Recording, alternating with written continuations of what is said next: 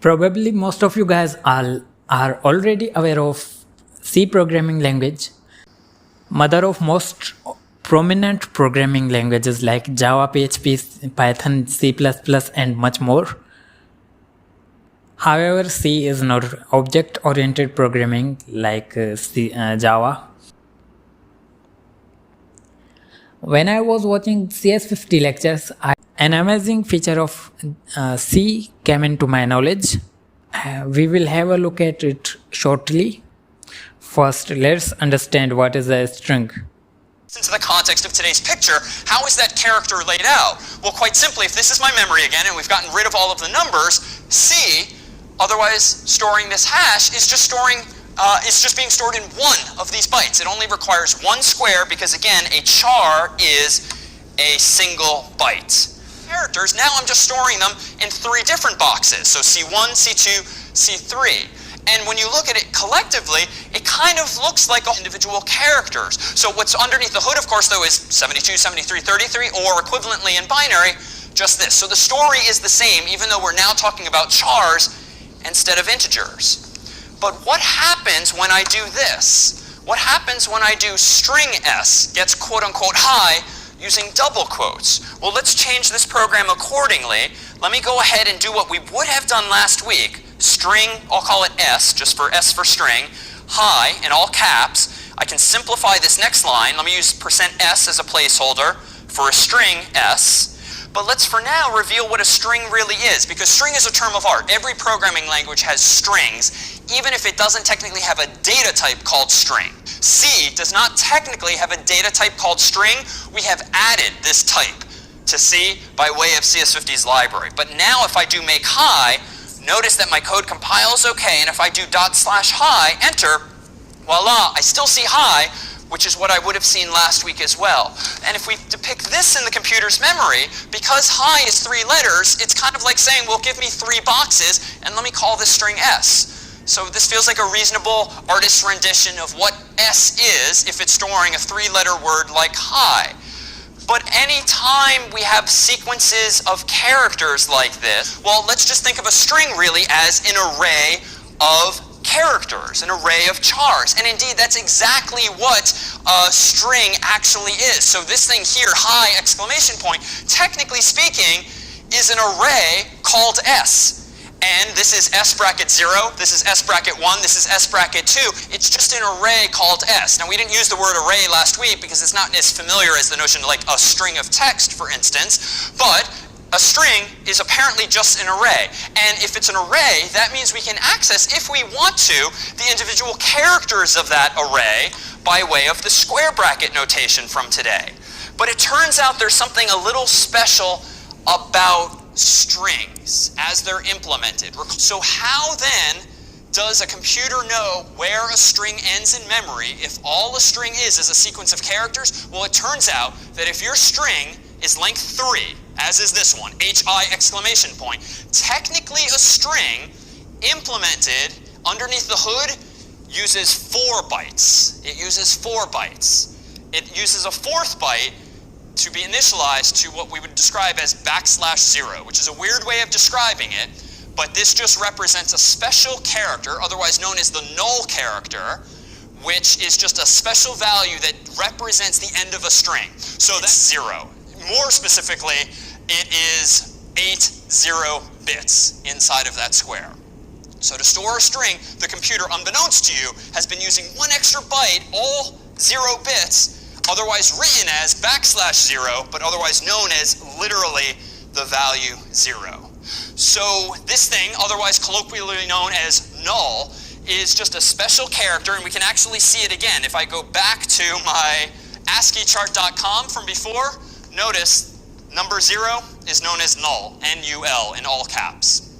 All right, so with that said, what is powerful then about strings once we have this capability? Well, let me go ahead and do this. Let me go back into my code from a moment ago, and let me go ahead and enhance this program a little bit just to get a little curious as to what's going on. You know what I can do? I bet what I can do here in this version here is this. You know what? If I want to print out all of these characters of S, I can get a little curious again and print out %C, %C, %C, and if S is an array per today's syntax, I can technically do S bracket 0, S bracket 1, S bracket 2, and then if I save this, recompile my code with make high, okay, /hi, I still see high. But you know what? Let me get a little more curious. Let me use %I so I can actually see those ASCII codes. Let me go ahead and recompile with make high, /hi. There's the 7273, 33. Now let me get even more curious. Let me print a fourth value like this here, S bracket 3, which is the fourth location, mind you. So if I now do make high and /hi, voila, now you see 0. And what this hints at is actually a very dangerous feature of C. You know, suppose I'm curious at seeing what's beyond that. I could technically do S bracket 4, the fifth location, even though according to my picture, there really shouldn't be anything at the fifth location, at least not that I know about just yet. But I can do it in C, nothing's stopping me, so let me do make high, /hi, and that's interesting. Apparently there's the number 37. What is the number 37? Well, let me go back to my ASCII chart and let me conclude that number 37 is a percent sign. So that's kind of weird because I didn't print out an explicit percent. Now I'm kind of poking around the computer's memory in places I shouldn't be looking in some sense. In fact, if I get really curious, let's look not at location 4, how about location 40, like way off into that picture. Make high, code, make high, /hi, and now it's 0 again. So this is what's both powerful and also dangerous about C. You can touch, look at, change any memory you want. You're essentially just on the honor system not to touch memory that doesn't belong to you. And in Okay, so let's try it ourselves. We will download a compiler from the Play Store.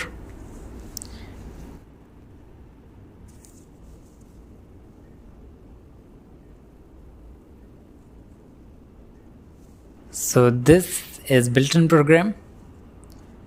Here we will declare a string. Oh, sorry, I forgot. A string is not built into C, so we cannot use the string. Let's declare an array of chars.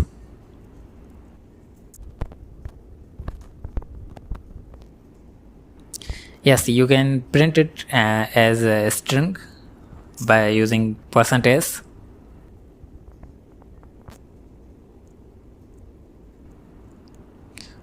But I want to print it as chars so I can access more characters. I want to poke into my memory.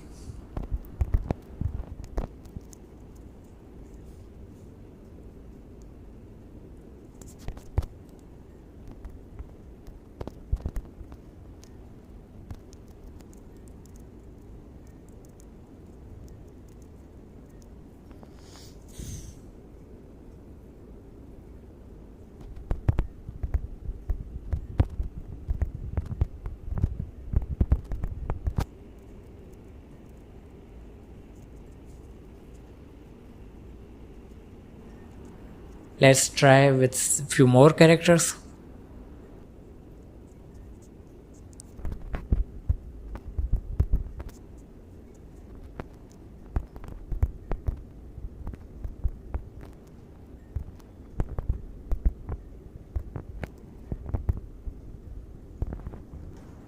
Okay, so these characters are changing because Android phone is changing their values in those boxes or bytes in its memory.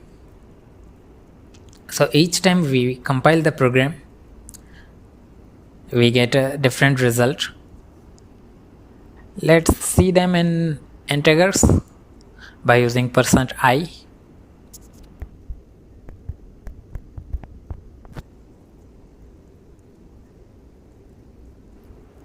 So we got these numbers. If we look into ASCII chart, they refer to something, but it does not mean actually they refer to that thing, because we are not sure that they are stored for chars or maybe they are stored for something else. We does not know. But one thing is clear, C is not secure. Yeah, that is because maybe it's 50 years old, around 50 years old. So that was a different video from our normal videos. If you liked it, hit the like button and tell me what do you think about C programming language in the comments.